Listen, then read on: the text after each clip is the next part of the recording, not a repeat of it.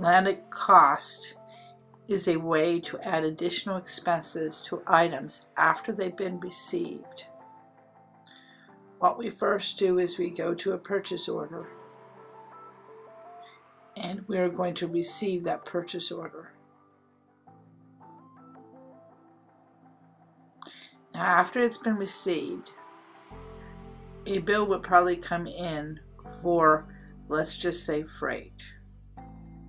We're going to look first to the item that we received and see what the average cost and last cost is.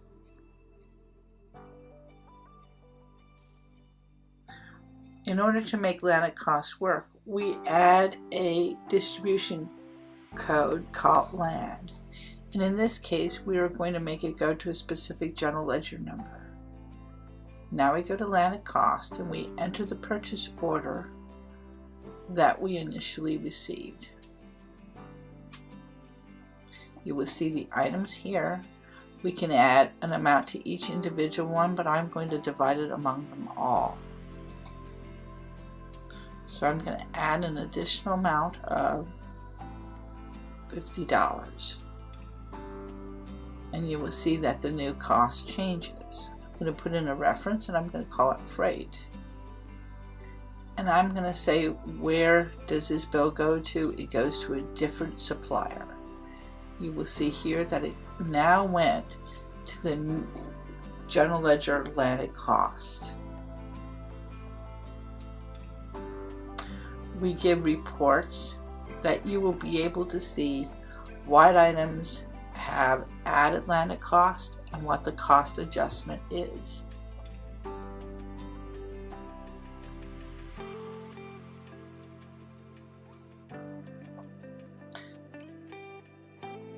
We can then go to the inventory item, and you will see that item, the average cost has changed since we added the landed cost to it.